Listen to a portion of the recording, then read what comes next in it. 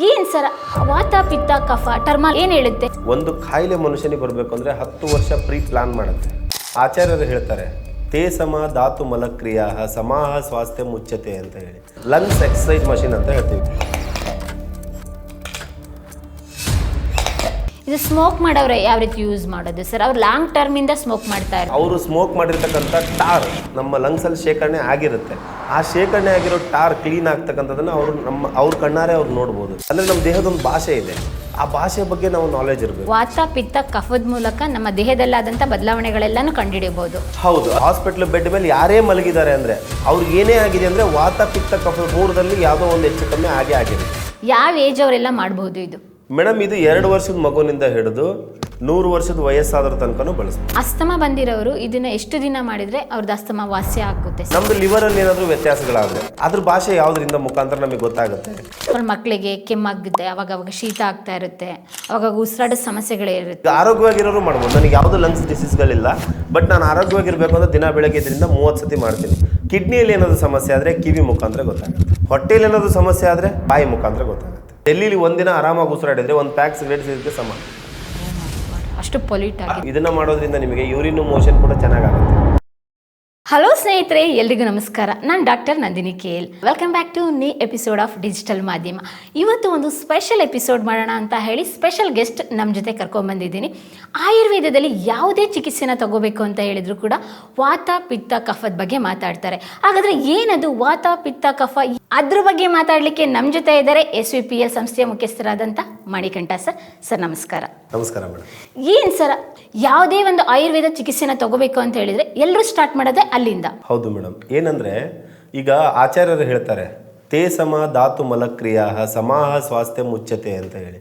ಅಂದರೆ ನಮ್ಮ ದೇಹದಲ್ಲಿ ವಾತ ಪಿತ್ತ ಕಫ ತ್ರಿದೋಷಗಳು ಅಂತ ಹೇಳ್ತೀವಿ ನಾವು, ಅದು ಸಮವಾಗಿದ್ದರೆ ಮತ್ತು ಧಾತು ಮಲಕ್ರಿಯಾ ಅಂದರೆ ನಮ್ಮ ಒಂದು ಮಲಗಳು ಸರಿಯಾಗಿ ವಿಸರ್ಜನೆ ಆದರೆ, ಯೂರಿನ್ ಸರಿಯಾಗಿ ಪಾಸ್ ಆದರೆ ಅವರೇ ನಿಜವಾದ ಆರೋಗ್ಯವಂತರು ಅಂತ ಹೇಳಿ.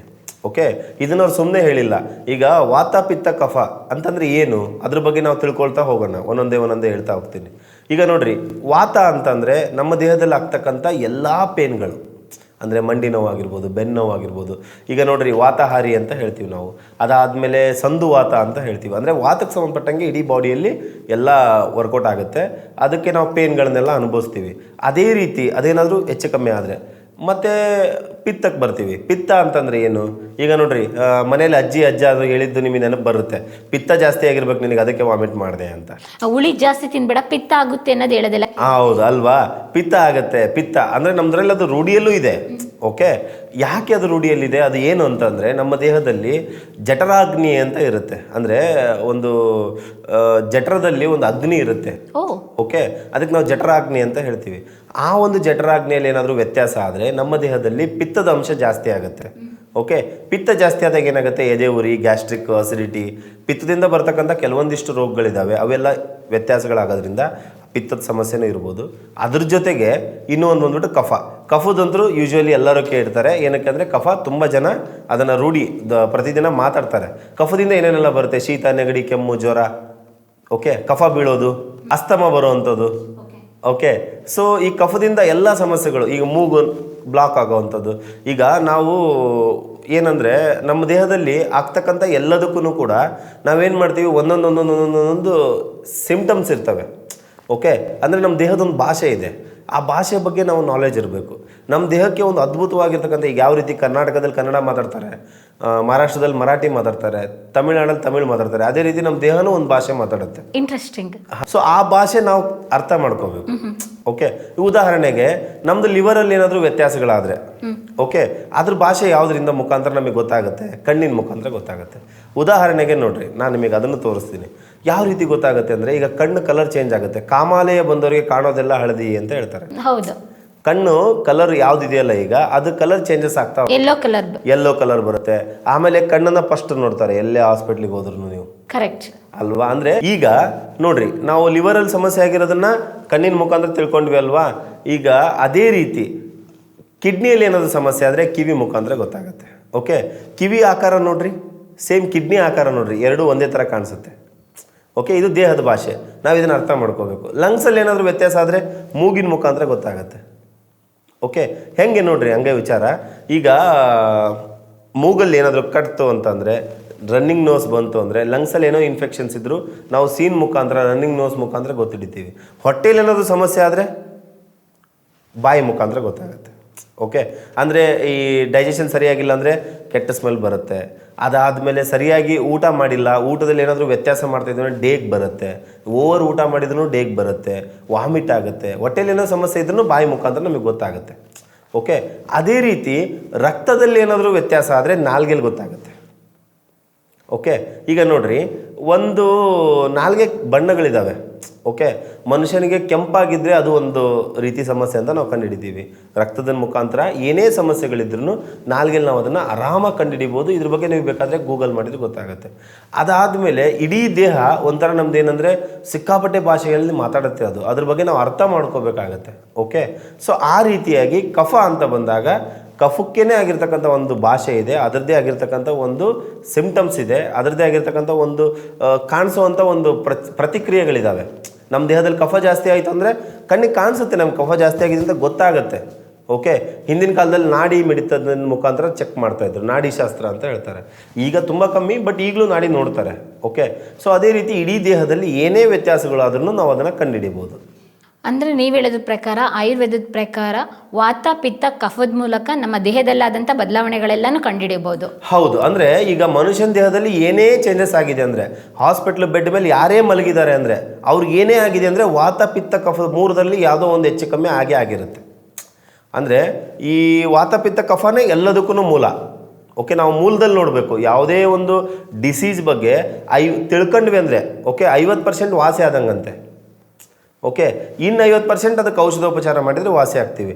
ಆ ಕಾಯಿಲೆ ಬಗ್ಗೆ ನಾವು ತಿಳ್ಕೊಳ್ಳೇ ಇಲ್ಲ ಅಂದರೆ, ಈಗ sugar, BP, allergy, asthma, okay, ಮತ್ತು ಮೈಗ್ರೀನು, ಅಸಿಡಿಟಿ, ಇವೆಲ್ಲ ಕಾಯಿಲೆಗಳಿದ್ದಾವೆ ನಮಗೆ ಗೊತ್ತಿರೋ ಅಂಥವು.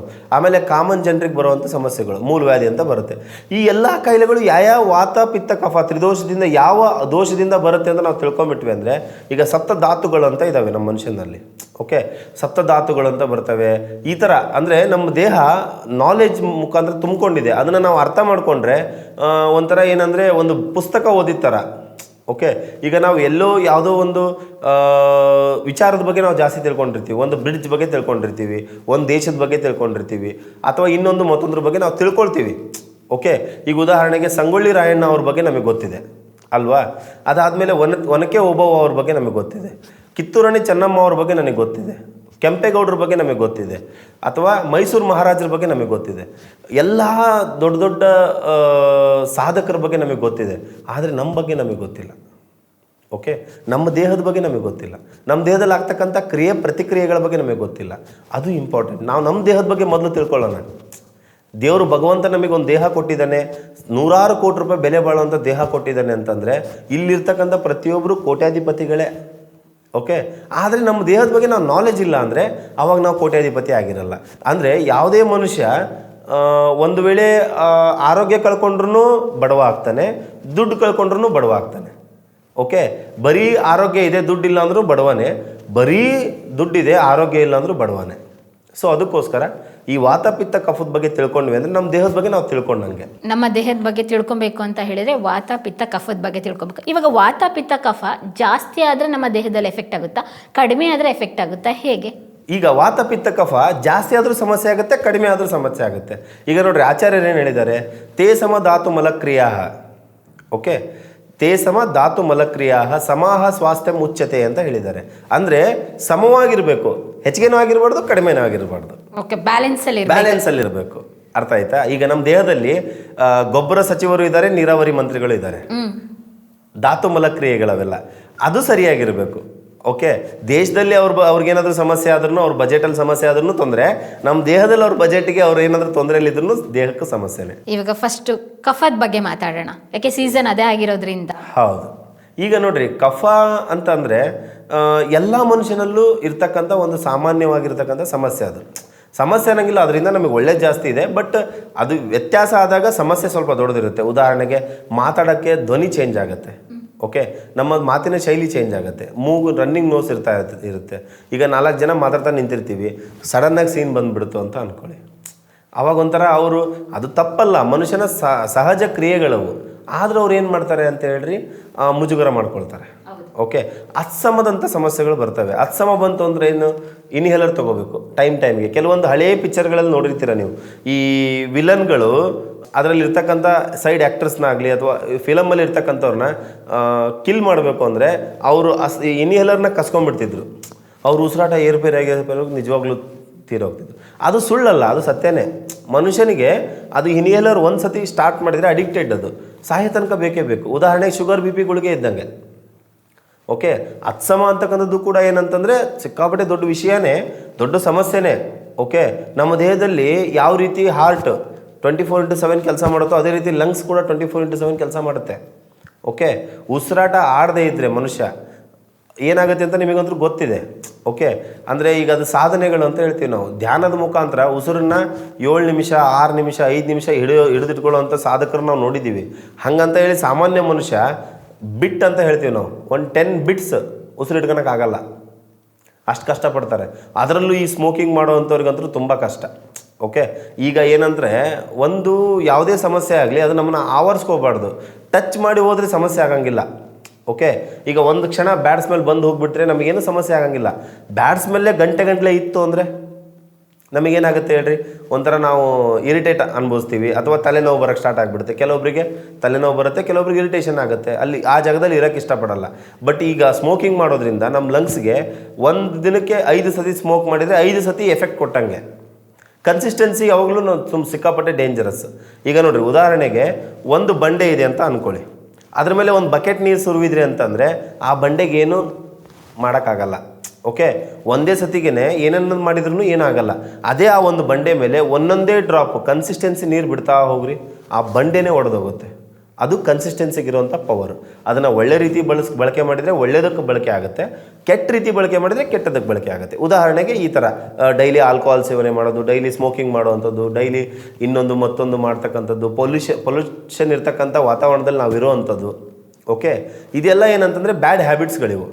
ಓಕೆ, ಪ್ರಕೃತಿ ನಮಗೆ ಯಾವತ್ತೂ ಪೊಲ್ಯೂಷನ್ ಕ್ರಿಯೇಟ್ ಮಾಡಿಲ್ಲ, ನಮಗೆ ನಾವು ಪೊಲ್ಯೂಷನ್ ಕ್ರಿಯೇಟ್ ಮಾಡ್ಕೊಂಡಿರೋದು. ಒಂದು ಮನೆ ಸ್ವಚ್ಛವಾಗಿರಬೇಕು, ಸುಭಿಕ್ಷವಾಗಿರಬೇಕು ಅಂತಂದರೆ ಆ ಮನೆ ಕ್ಲೀನ್ ಮಾಡ್ಕೋಬೇಕು ನಾವು ಮೊದಲು.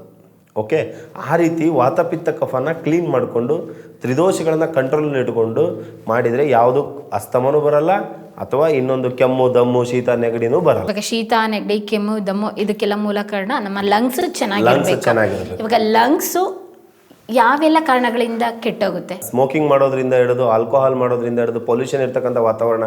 ಡೆಲ್ಲಿಲಿ ನಾನೊಂದು ಮೊನ್ನೆ ರಿಪೋರ್ಟ್ ನೋಡಿದೆ ಮೇಡಮ್, ಡೆಲ್ಲಿಲಿ ಕರೆಕ್ಟಾಗಿ 10 ನಿಮಿಷ ಉಸಿರಾಡಿದರೆ, ಬರೀ 10 ನಿಮಿಷ ಉಸಿರಾಡಿದರೆ ಒಂದು ಫ್ಯಾಕ್ಟ್ರಿಯಿಂದ ತಯಾರಾಗಿರೋದನ್ನು ನಾವು ಹೋಗಿ ಒಂದು ದಿನಗಂಟ್ಲೆ ನಾವೇನು ತೊಗೊಳ್ತೀವಲ್ಲ ಕೆಮಿಕಲ್ನ, ಅದಕ್ಕೆ ಸಮ ಅಂತ. ಡೆಲ್ಲಿಲಿ ಒಂದಿನ ಆರಾಮಾಗಿ ಉಸಿರಾಡಿದರೆ ಒಂದು ಪ್ಯಾಕ್ ಸಿಗರೇಟ್ ಸೇದಕ್ಕೆ ಸಮ. ಓ ಮೈ ಗಾಡ್, ಅಷ್ಟು ಅಷ್ಟು ಪೊಲ್ಯೂಷನ್ ಆಗಿದೆ, ಪೊಲ್ಯೂಟೆಡ್ ವಾತಾವರಣಗಳು. ಅಲ್ಲಿ ನಾವು ಇರೋದಕ್ಕೆ ಯೋಗ್ಯವಾಗಿಲ್ಲ. ಅಂದರೆ ಅದನ್ನು ಮಾಡ್ಕೊಂಡಿದ್ದಾರೋ ನಾವೇ. ಓಕೆ, ಅತಿಯಾದ ದುರಾಸೆಯಿಂದ ಜನ ಮಾಡ್ತಾರೆ, ಸೊ ಅದು ತಪ್ಪು. ಬಟ್ ಹಂಗಂತ ಅದನ್ನೀಗ ಚೇಂಜ್ ಮಾಡೋಕ್ಕೆ ನಾವೇನು ಇದನ್ನಲ್ಲ, ಬಟ್ ನಮ್ಮನ್ನು ನಾವು ಚೇಂಜ್ ಮಾಡ್ಕೋಬೋದು. ಪ್ರತಿದಿನ ನಾವು ಎಕ್ಸಸೈಸ್ ಮಾಡ್ಬೋದು. ಓಕೆ, ಈಗ ಲಂಗ್ಸ್ಗಾಗಿಯೇ ಕೆಲವೊಂದಿಷ್ಟು ಎಕ್ಸಸೈಸ್ಗಳಿದ್ದಾವೆ. ಪ್ರಾಣಾಯಾಮ ಅಂತ ಹೇಳ್ತೀವಿ, ಬೆಳಗ್ಗೆ ಧ್ಯಾನ ಮಾಡೋದು ಅಂತ ಹೇಳ್ತೀವಿ, ಇವೆಲ್ಲ ಎಕ್ಸಸೈಸ್ಗಳು. ಆ ಥರದ್ದು ಎಕ್ಸಸೈಸ್ ಮಾಡುವಂಥ ಕೆಲವೊಂದಿಷ್ಟು ಗ್ಯಾಜೆಟ್ಸು, ಕೆಲವೊಂದಿಷ್ಟು ಎಕ್ವಿಪ್ಮೆಂಟ್ಸು ನಮ್ಮ SVPL ಸಿಗ್ತವೆ. ಓಕೆ, ಸೊ ಅದ್ರ ಬಗ್ಗೆ ನಾವು ಅವ್ರಿಗೆ ಎಕ್ಸ್ಪ್ಲೇನ್ ಮಾಡ್ಬೋದು. ಖಂಡಿತ ಸರ್. ಇವಾಗ ಲಂಗ್ಸ್ಗೆ ಎಫೆಕ್ಟ್ ಆದರೆ ಏನೆಲ್ಲ ಕಾಯಿಲೆಗಳು ಬರ್ಬೋದು? ನೀವು ಹೇಳಿದ್ರಿ ಫಾರ್ ಎಕ್ಸಾಂಪಲ್ ಕೆಮ್ಮು ದಮ್ಮು ಶೀತ ನೆಗಡಿ ಅಸ್ತಮ, ಲಂಗ್ಸ್ ಇನ್ಫೆಕ್ಷನ್ಸು, ಅದಾದಮೇಲೆ ತುಂಬ ಅದು ಗಂಭೀರವಾದ ಸಮಸ್ಯೆ. ಬೇರೆ ಎಲ್ಲ ತುಂಬ ಬರ್ತವೆ, ಲಂಗ್ಸ್ ಬಾವು ಬರುವಂಥದ್ದು. ಓಕೆ, ಅದಾದಮೇಲೆ ವೀಕ್ನೆಸ್ಸು, ಉಸಿರಾಡೋದ ಸಮಸ್ಯೆ, ಅದಾದಮೇಲೆ ಬೆನ್ನು ಬರುವಂಥದ್ದು, ಈ ಚೆಸ್ಟ್ ಪೇನ್ ಬರುವಂಥದ್ದು, ಇದೆಲ್ಲ ಅದ್ರ ಸಂಬಂಧಪಟ್ಟ ಸಮಸ್ಯೆಗಳು. ಇವಾಗ ಲಂಗ್ಸ್ ಇನ್ಫೆಕ್ಷನ್ ಆಗ್ತಾ ಇದೆ, ಲಂಗ್ಸಲ್ಲಿ ಸಮಸ್ಯೆ ಇದೆ ಅಂತ ಹೇಳಿ ಬೇಸಿಕ್ಕಾಗಿ ಸ್ಟಾರ್ಟಿಂಗ್ ಲೆವೆಲಲ್ಲಿ ಗೊತ್ತಾಗೋದು ಹೇಗೆ? ಸ್ಟಾರ್ಟಿಂಗ್ ಲೆವೆಲಲ್ಲಿ ಉಸಿರಾಟದಲ್ಲಿ ಸಮಸ್ಯೆ ಆಗುತ್ತೆ, ಪದೇ ಶೀತ ಆಗುತ್ತೆ, ರನ್ನಿಂಗ್ ನೋಸ್ ಆಗುತ್ತೆ. ಅದಾದಮೇಲೆ ತುಂಬ ಸಮಸ್ಯೆಗಳಿದ್ದಾವೆ, ಕಣ್ಣಿಗೆ ಕಾಣಿಸುವಂಥ ಸಮಸ್ಯೆಗಳವೆಲ್ಲ. ಈಗ ವಾತಪಿತ್ತ ಕಫದಲ್ಲಿ ಏನಾದರೂ ವ್ಯತ್ಯಾಸ ಆದರೆ ಈಸಿಯಾಗಿ ಮನುಷ್ಯ ಫೈಂಡ್ ಔಟ್ ಮಾಡ್ಬೋದು. ಓಕೆ, ಬಟ್ ನಮ್ಮ ಬಗ್ಗೆ ನಮಗೆ ಗೊತ್ತಿರಬೇಕು. ಓಕೆ, ಸೀದಾ ತಲೆನೋವು ಬಂತು ಅಂದರೆ ಅವಾಗೇನೋ ದೇಹದಲ್ಲಿ ಎಫೆಕ್ಟ್ ಆಗಿದೆ. ಓಕೆ, ಕಣ್ಣಲ್ಲಿ ನೀರು ಬರ್ತಾ ಇದೆ ಪದೇ ಅಂದರೆ ಅದರಿಂದ ಏನೋ ಎಫೆಕ್ಟ್ ಆಗಿದೆ. ಮೂಗಲ್ಲಿ ಲಿಕ್ವಿಡ್ ಬರ್ತಾ ಇದೆ. ಓಕೆ, ಮೂಗಲ್ಲಿ ಕಫ ಶೇಖರಣೆ ಆಗಿದೆ, ಮೂಗು ಕಟ್ತಾ ಇದೆ ಪದೇ ಅದರಿಂದನೂ ಸಮಸ್ಯೆ. ಅದಾದಮೇಲೆ ಕಫ ಬೆಳಗ್ಗೆ ಬೀಳುವಂಥದ್ದು. ಸೊ ಈ ಥರ ಒಂದರಿಂದ ಅಂತಲ್ಲ, ತುಂಬ ವಿಚಾರದಿಂದ ನಾವು ಅದನ್ನು ತಿಳ್ಕೊಬೋದು. ಇವಾಗ ಅಸ್ತಮಾ ಬಂತು ಅಂತ ಹೇಳಿದರೆ ನಿಮ್ಮಲ್ಲಿ ಹೇಳಿದರೆ ನೀವು ಒಂದು ಪ್ರಾಡಕ್ಟ್ ಇದೆ ಅಂತ. ಹಾಂ, ಎಕ್ಸಸೈಸ್, ಲಂಗ್ಸ್ ಎಕ್ಸಸೈಸ್ ಮಷಿನ್ ಅಂತ ಹೇಳ್ತೀವಿ. ಇಲ್ಲಿದೆ ನೋಡಿ. ಓಕೆ, ಹೇಗೆ ವರ್ಕ್ ಆಗುತ್ತೆ ಇದು ಮೇಡಮ್? ಇದರಿಂದ ನಾವೇನು ಮಾಡ್ಬೋದು ಅಂತಂದರೆ ನಮ್ಮ ಲಂಗ್ಸ್ಗೆ ಈಸಿಯಾಗಿ ಎಕ್ಸಸೈಸ್ ಮಾಡ್ಬೋದು. ಉದಾಹರಣೆಗೆ ಈಗ ನೋಡ್ರಿ, ಇದು ಓಪನ್, ಇದನ್ನು ಒಬ್ಬರು ಮಾತ್ರ ಉಪಯೋಗಿಸ್ಬೇಕು. ಹಾಗಾಗಿ ನಮ್ಮ ಹತ್ರ ಒಂದೇ ಇರೋದ್ರಿಂದ ನಾನೇ ಉಪಯೋಗಿಸಿ ನಿಮಗೆ ತೋರಿಸ್ತೀನಿ. ಓಕೆ, ಇದನ್ನು ಮತ್ತೆ ಮನೆಯಲ್ಲಿ 2-3 ಯೂಸ್ ಮಾಡೋಕ್ಕೆ ಬರಲ್ಲ, ಒಬ್ಬರು ಮಾತ್ರ ಯೂಸ್ ಮಾಡಬೇಕು. ಇಲ್ಲಿ ನೋಡ್ರಿ, ಒಂದು ಸತಿ ಇದನ್ನು ಬಾಯಲ್ಲಿ ಇಟ್ಕೊಂಡು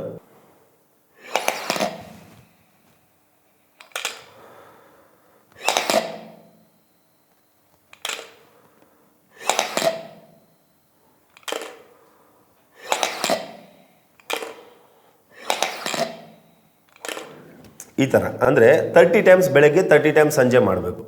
ಓಕೆ, ಇದ್ರ ಜೊತೆಗೆ ಅಸ್ತಮಾಕ್ಕೆ ಅಂತೇಳಿ ನಮ್ಮ SVPL ಸಂಸ್ಥೆಯಲ್ಲಿ ಔಷಧೋಪಚಾರಗಳು ಕೂಡ ಇದ್ದಾವೆ. ಅದನ್ನು 3 ಮಂತ್ಸ್ ಒಂದು ಕೋರ್ಸ್ ಅಂತ ಇರುತ್ತೆ. ಆ ಕೋರ್ಸ್ ಪ್ರಕಾರ ತೊಗೊಳೋದ್ರಿಂದ ತುಂಬ ಮೆಡಿಸಿನ್ಸ್ಗಳಿದ್ದಾವೆ ಅಸ್ತಮಾಕ್ಕೆ ಅಂತ ಹೇಳಿ. ಬಟ್ ಅದನ್ನು ಕಂಟಿನ್ಯೂ ಆಗಿ ಒಂದು ಕನ್ಸಿಸ್ಟೆನ್ಸಿ ಇಟ್ಕೊಂಡು ಒಂದು 3 ಮಂತ್ಸು ಈ ಥರ ಪತ್ತೆ ಮುಖಾಂತರ, ಡಯಟ್ ಮುಖಾಂತರ ಮಾಡಬೇಕು. ಬಟ್ ಇದು ಎಕ್ಸಸೈಸ್ ಮಾಡುವಂಥದ್ದು. ಈಗ ಆರೋಗ್ಯವಾಗಿರೋರು ಮಾಡ್ಬೋದು. ನನಗೆ ಯಾವುದೂ ಲಂಗ್ಸ್ ಡಿಸೀಸ್ಗಳಿಲ್ಲ, ಬಟ್ ನಾನು ಆರೋಗ್ಯವಾಗಿರಬೇಕು ಅಂದರೆ ದಿನ ಬೆಳಗ್ಗೆ ಇದರಿಂದ 30 ಸತಿ ಮಾಡ್ತೀನಿ. ಅದಾದಮೇಲೆ ಇದನ್ನು ನಾನು ತೋರಿಸ್ತಾ ಇರೋದು ನಾನು ಯೂಸ್ ಮಾಡ್ತಾ ಇರೋವಂಥದ್ದು, ಪರ್ಸ್ನಲ್ ಯೂಸ್ಡ್ ಪ್ರಾಡಕ್ಟ್ ಇದು. ಓಕೆ, ಇದು ಬರೋದು ಈ ಥರ ಇರಲ್ಲ, ತುಂಬ ಚೆನ್ನಾಗಿರುತ್ತೆ. ನಾನು ಇದನ್ನು ಡೈಲಿ ಯೂಸ್ ಮಾಡುವಂಥದ್ದು. ಇವಾಗ ಲಂಗ್ಸ್ಗೆ ಎಕ್ಸಸೈಸ್ ಮಾಡಬೇಕು ಅಂತ ಹೇಳಿದ್ರಲ್ಲ, ಬೆಳಗ್ಗೆ ಮತ್ತು ಸಂಜೆ ಟೈಮು ಯಾವ ಏಜ್ ಅವರೆಲ್ಲ ಮಾಡಬಹುದು ಇದು? ಮೇಡಮ್, ಇದು 2 ವರ್ಷದ ಮಗುವಿನಿಂದ ಹಿಡಿದು 100 ವರ್ಷದ ವಯಸ್ಸಾದ್ರ ತನಕನೂ ಬಳಸ್ಬೋದು. ಏಜ್ ಲಿಮಿಟ್ ಅಂತ ಇಲ್ಲ. ಓಕೆ, ಈಗ ಫಾರ್ ಎಕ್ಸಾಂಪಲ್ ಮಕ್ಕಳಿಗೆ ಕೆಮ್ಮಾಗುತ್ತೆ, ಅವಾಗ ಶೀತ ಆಗ್ತಾ ಇರುತ್ತೆ, ಅವಾಗ ಉಸಿರಾಟದ ಸಮಸ್ಯೆಗಳೇ ಇರುತ್ತೆ, ಅವರೆಲ್ಲ ಯೂಸ್ ಮಾಡ್ಬೋದಾ ಮಕ್ಕಳನ್ನು? ಎಲ್ಲರೂ ಯೂಸ್ ಮಾಡ್ಬೋದು ಮೇಡಮ್. ಅಂದರೆ ಪದೇ ಈಗ ಕಫ ತೆಗೆಸ್ಕೊಂಡು ಬರ್ತಾ ಇದ್ದೀವಿ ಅಂತಂದರೆ, ಪದೇ ಕಫದ ಸಮಸ್ಯೆ ಆಗ್ತಾ ಇದೆ ಅಂದರೆ ಅವರೆಲ್ಲ ಇದನ್ನು ಯೂಸ್ ಮಾಡಬೇಕು. ಅದಕ್ಕಾಗಿ ನಮ್ಮಲ್ಲಿ ಕಾಫ್ ಕೇರ್ ಸಿರಪ್ಗಳಂತ ಬರ್ತವೆ, ಕಾಫ್ ಕೇರ್ ಟ್ಯಾಬ್ಲೆಟ್ಸ್ಗಳಂತ ಬರ್ತವೆ, ಚ್ಯೂ ಮಾಡ್ತಕ್ಕಂಥ ಕೆಲವೊಂದಿಷ್ಟು ಐಟಮ್ಸ್ಗಳಿದ್ದಾವೆ. ಅವನ್ನೆಲ್ಲ ಮಾಡಿ ಸರಿ ಮಾಡ್ಕೋಬೋದು. ಬಟ್ ಇದನ್ನು ಬಳಕೆ ಮಾಡೋದ್ರಿಂದ ಒಂದು ಎಕ್ಸಸೈಸ್ ಆಗುತ್ತೆ. ಇದ್ರ ಮೇಲೆ ನೇಮ್ ಬರಿಬೇಕು. ಫಸ್ಟ್ ಇದನ್ನು ಮಾಡೋ ಕೆಲಸ ಏನಂದರೆ, ಇದ್ರ ಮೇಲೆ ಯಾರು ಬಳಕೆ ಮಾಡ್ತಾರೆ ಅವ್ರ ಹೆಸರನ್ನ ಪರ್ಮನೆಂಟ್ ಮಾರ್ಕರಿಂದ ಬರೆದಬೇಕು. ಓಕೆ, ಅವರು ಮಾತ್ರ ಉಪಯೋಗಿಸ್ಬೇಕು ಇದನ್ನು ಬೇರೆ ಯಾರೂ ಉಪಯೋಗಿಸಂಗಿಲ್ಲ. ಒಂದು ಮಷಿನ್ನು 25 ವರ್ಷ ಬರುತ್ತೆ. ಓಕೆ, ಅಂದಮೇಲೆ ಇದರಲ್ಲಿ ಏನು ಲಾಸ್ ಅಂತ ಇಲ್ಲ.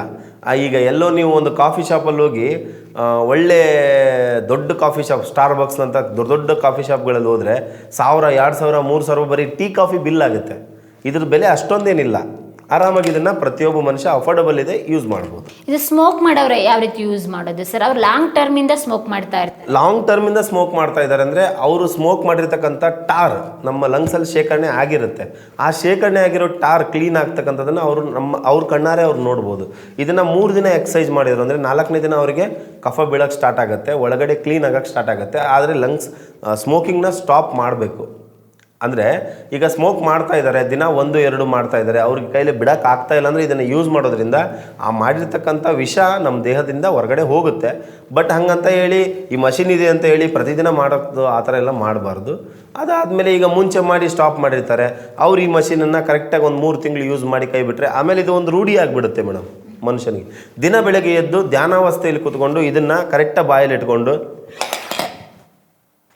ಈ ಥರ 30 ಸತಿ ಮಾಡಿಬಿಟ್ರೆ ಅವ್ರು ಪ್ರಾಣಾಯಾಮದ ಥರ ಫೀಲ್ ಆಗುತ್ತೆ. ಆಮೇಲೆ ನಮ್ಮ ಲಂಗ್ಸ್ ಕ್ಲೀನ್ ಆಗುವಂಥದ್ದು, ಅದಾದಮೇಲೆ ನಮಗೆ ಎಕ್ಸಸೈಸ್ ಆಗುವಂಥದ್ದನ್ನು ನಾವು ಕಣ್ಣಾರೆ ನೋಡ್ಬೋದು. ಪ್ರತಿಯೊಂದು ಭಾಗಕ್ಕೂ ಎಕ್ಸಸೈಸ್ ಅಂತ ಇದೆ ಮೇಡಮ್. ಓಕೆ, ತಲೆ ಕೂದಲಿಂದ ಹಿಡಿದು ಕಾಲಲ್ಲಿ ಇರ್ತಕ್ಕಂಥ ಕಿರುಬೆರಳವರೆಗೂ ಎಕ್ಸಸೈಸ್ ಬೇಕೇ ಬೇಕು ಮನುಷ್ಯನ ದೇಹಕ್ಕೆ. ಎಕ್ಸಸೈಸ್ ಅಂದ್ರೆ ಏನು? ಕನ್ಸಿಸ್ಟೆನ್ಸಿ ಒಂದು ಮಾಡುವಂಥ ಕೆಲಸಗಳು. ಓಕೆ, ಅದರಿಂದ ಅದಕ್ಕೆಲ್ಲದಕ್ಕೂ ಆರ್ಗನ್ಸ್ಗೆ ಒಂದು ಶಕ್ತಿ ಸಿಗುತ್ತೆ. ಯಾವ ರೀತಿ ಹಿಂದಿನ ಕಾಲದಲ್ಲಿ ಹೋಮ ಹವನಗಳನ್ನು ಮಾಡಿ ದೇವತೆಗಳಿಗೆ ಶಕ್ತಿ ತುಂಬ್ತಿದ್ರಲ್ಲ, ಅದೇ ರೀತಿ ಬೆಳಗ್ಗೆ ಎಕ್ಸಸೈಸ್ ಮಾಡಿ ನಮ್ಮ ದೇಹಕ್ಕೆ ಶಕ್ತಿ ತುಂಬಬೇಕು. ಅಸ್ತಮಾ ಬಂದಿರೋರು ಇದನ್ನ ಎಷ್ಟು ದಿನ ಮಾಡಿದರೆ ಅವ್ರದ್ದು ಅಸ್ತಮಾ ವಾಸಿ ಆಗುತ್ತೆ ಸರ್? ಮೇಡಮ್, ಅಸ್ತಮಾ ಬಂದವ್ರಿಗೆ ಕಿಟ್ ಇದೆ, ಅಂದರೆ ಒಂದು 3 ಮಂತ್ಸ್ ಕೋರ್ಸ್ ಅಂತ ಇದೆ ನಮ್ಮಲ್ಲಿ. ಆ ಕೋರ್ಸ್ ಕಂಪ್ಲೀಟಾಗಿ ಮಾಡಬೇಕು. ಮಾರ್ನಿಂಗ್ ಈವ್ನಿಂಗ್ 2 ಟೈಮ್ಸ್ ಔಷಧೋಪಚಾರ ಇರುತ್ತೆ. ಎಲ್ಲ ವೆಲ್ನೆಸ್ ಆಗಿರೋದ್ರಿಂದ ಏನು ಸೈಡ್ ಎಫೆಕ್ಟ್ ಅಂತ ಇರಲ್ಲ. ಆರಾಮಾಗಿ 3 ಮಂತ್ಸ್ ಮಾಡಬೇಕು. ಅದ್ರ ಜೊತೆಗೆ ಅವ್ರು ತೊಗೊಳ್ತಕ್ಕಂಥ ಇನ್ಹೇಲರ್ ಆಗಿರ್ಬೋದು ಅಥವಾ ಯಾವುದೇ ಇಂಗ್ಲೀಷ್ ಮೆಡಿಸಿನ್ಸ್ ಆಗಿರ್ಬೋದು, ಅದನ್ನು ಸ್ಲೋಲಿ ಸ್ಟಾಪ್ ಮಾಡಬೇಕು. ಸಡನ್ನಾಗಿ ನೀವು ಇವತ್ತು ಬಿಟ್ಟು ನಾಳೆಯಿಂದ ನಮ್ಮ ಔಷಧಿ ತೊಗೊಳ್ಳಿ ಆ ಥರ ಇರಲ್ಲ. ಇದು ಆಯುರ್ವೇದ ಆಗಿರೋದ್ರಿಂದ ನೀವು ಆ ಥರ ಮಾಡೋಕ್ಕೆ ಬರೋಂಗಿಲ್ಲ. ಅದು ಡ್ರಗ್ಸ್ ನಥಿಂಗ್ ಬಟ್ ಡ್ರಿಂಕ್ಸ್ ಅಂತ ಹೇಳ್ತೀವಿ. ಹೆವಿ ಡೇಂಜರಸ್ ಇರ್ತವೆ. ಸೊ ಹಂಗಾಗಿ ಅದನ್ನು ಸ್ಲೋಲಿ ಸ್ಟಾಪ್ ಮಾಡಬೇಕು. ಸಡನ್ನಾಗಿ ಬಿಡೋಕ್ಕಂತೂ ಬರಲ್ಲ. ಹಂಗಾಗಿ ಅದ್ರ ಜೊತೆಗೆ ಇದನ್ನು ಮಾಡಿದರೆ ಎಕ್ಸಸೈಸ್ ಮಾಡಿದರೆ ಪವರ್ಫುಲ್ ರಿಸಲ್ಟ್ ನೋಡ್ಬೋದು. ಈಗ ಅಸ್ತಮ ಇಲ್ಲ, ನನಗೆ ಏನೂ ಇಲ್ಲ ಸಮಸ್ಯೆ ಅಂತ ಅಂದರೆ ಇದು ಒಂದು ಡಿವೈಸ್ನ ತರಿಸ್ಕೊಂಡು ಇಟ್ಕೊಳ್ಳಿ. ಒಬ್ಬ ಮನುಷ್ಯನಿಗೆ ಒಂದು ಡಿವೈಸ್ ಬೇಕಿದ್ದು, ಮನೇಲಿ 4 ಜನ ಇದ್ರೆ 4 ಡಿವೈಸ್ ಬೇಕು. ಇದನ್ನು ತರಿಸ್ಕೊಂಡು ಇಟ್ಕೊಳ್ಳಿ, ಇದನ್ನು ಕರೆಕ್ಟಾಗಿ ದಿನ ಎಕ್ಸಸೈಸ್ ಮಾಡಿ. ಯಾಕೆ ನಿಮಗೆ ಯಾವ ರೋಗ ಬರುತ್ತೆ ನಾನು ಹೇಳ್ತೀನಿ. ಈಗ ನಾನು ಹೇಳಿದ್ನಲ್ಲ ನಿಮಗೆ, ಧಾತು ಮಲಕ್ರಿಯೆಗಳು ಸರಿಯಾಗಿರಬೇಕು. ಇದನ್ನು ಮಾಡೋದ್ರಿಂದ ನಿಮಗೆ ಯೂರಿನ್ ಮೋಷನ್ ಕೂಡ ಚೆನ್ನಾಗಾಗುತ್ತೆ. ಓಕೆ, ಯಾಕಂದರೆ ಬಾಡಿಯಲ್ಲಿ ಒಂದು ಎನರ್ಜಿ ಡೆವಲಪ್ ಆಗುತ್ತೆ ಮೇಡಮ್, ಅದರಿಂದ ಪ್ರತಿಯೊಂದಕ್ಕೂ ಹೆಲ್ಪ್ ಆಗುತ್ತೆ. ಅಂದ್ರೆ ಇದೊಂದು ಮಷೀನಿಂದ ಅಷ್ಟು ಎಫೆಕ್ಟ್ ಆಗುತ್ತೆ ನಮ್ಮ ದೇಹದ ಮೇಲೆ, ಅಷ್ಟು ಪರಿಣಾಮ ಬೀರುತ್ತೆ, ಎಫೆಕ್ಟ್ ಆಗುತ್ತೆ. ಇದರಲ್ಲಿ ಸಿಂಪಲ್ ಆಗಿ 3 ಬಾಲ್ಗಳಿದ್ದಾವೆ. ಓಕೆ, ಆಮೇಲೆ 600 cc ಪರ್ ಸೆಕೆಂಡ್ಗೆ ಇದನ್ನು ನಾವು ವರ್ಕ್ ಮಾಡ್ಕೋಬೋದು. ಇಲ್ಲಿದೆ ನೋಡಿ, ಇದ್ರ ಮೇಲೆಲ್ಲ ನಾವು ಎಂಟ್ರಿ ಮಾಡಿದ್ದೀವಿ. ಅದಾದಮೇಲೆ ಈ 3 ಬಾಲ್ಗಳು ಜಸ್ಟ್ ಮೇಲ್ಗಡೆ ಪೂರ್ತಿಯಾಗಿ ಹೋಗಬೇಕು. ನಾನು ನಿಮಗೆ ತೋರಿಸಿದ್ನಲ್ಲ ಎಕ್ಸಸೈಸ್ ಮಾಡಿ, ಇಲ್ಲಿ ನೋಡಿ.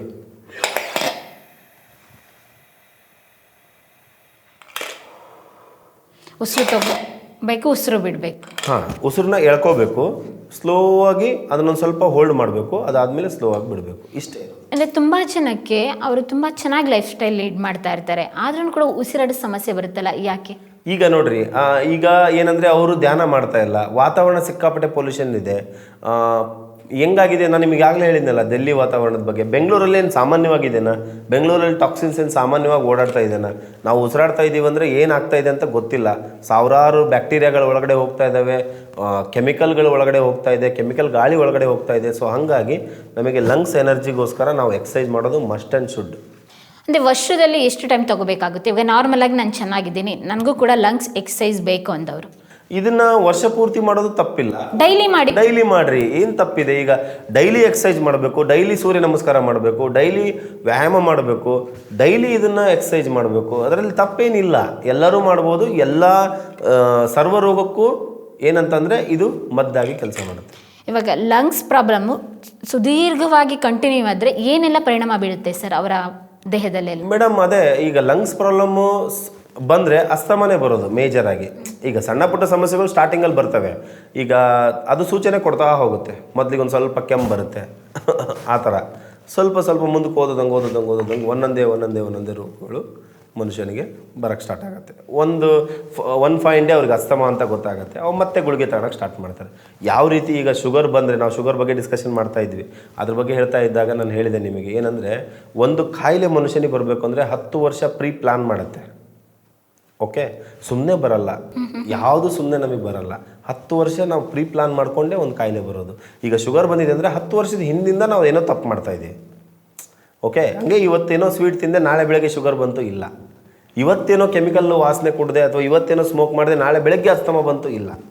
ಅದಕ್ಕೊಂದು ಟೈಮ್ ಅಂತ ಇರುತ್ತೆ, ಅದು ಆ ಟೈಮಲ್ಲಿ ನಾವು ಏನೇನೋ ಮಿಸ್ಟೇಕ್ ಮಾಡಿರ್ತೀವಿ, ಅದರಿಂದ ಬರುತ್ತೆ. ತುಂಬ ಅದ್ಭುತವಾದಂಥ ಮಾಹಿತಿ ಕೊಟ್ರಿ ಸರ್. ದೇಹದ ಭಾಷೆ ಬಗ್ಗೆ ಮಾತಾಡಿದ್ರಿ. ಭಾಷೆನ ಯಾವ ರೀತಿ ನಾವು ಅರ್ಥ ಮಾಡ್ಕೊಬೇಕು ಅಂತ ಹೇಳಿದರೆ, ಆಯುರ್ವೇದ ಪದ್ಧತಿಯಲ್ಲಿ ವಾತ ಪಿತ್ತ ಕಫ ಎಲ್ಲ ಕಾಯಿಲೆಗಳಿಗೂ ಮೂಲ, ಮತ್ತು ಅದು ಸಮಾನವಾಗಿದ್ದರೆ ನಮ್ಮ ದೇಹ ಎಷ್ಟು ಚಂದವಾಗಿರುತ್ತೆ ಅಂತ ಹೇಳಿದರೆ, ಏನಾದರೂ ಅತಿಯಾದರೂ ಕಷ್ಟ, ಕಡಿಮೆ ಆದರೂ ಕಷ್ಟ ಅಂತ ಹೇಳಿದರೆ, ಅದರಲ್ಲಿ ಎಕ್ಸ್ಪೆಷಲಿ ಇವಾಗ ಈ ಸೀಸನ್ ಆಗಿರೋದ್ರಿಂದ, ವಿಂಟರ್ ಸೀಸನ್ ಆಗಿರೋದ್ರಿಂದ ಅಸ್ತಮದ ಬಗ್ಗೆ, ಕಫದ ಬಗ್ಗೆ, ಅದಕ್ಕೆಲ್ಲ ಹೇಗೆಲ್ಲ ಟ್ರೀಟ್ಮೆಂಟ್ ತೊಗೋಬೇಕು, ಸಿಂಪಲ್ಲಾಗಿ ಸರಳವಾಗಿ ಮನೇಲೇ ಪ್ರತಿಯೊಬ್ಬರು ಮಾಡ್ಕೊಳ್ಳೋ ಅಂಥ ವಿಧಾನದ ಬಗ್ಗೆ ಹೇಳ್ಕೊಟ್ರು.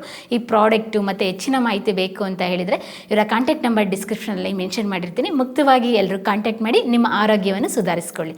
Thank you sir. Thank you so much.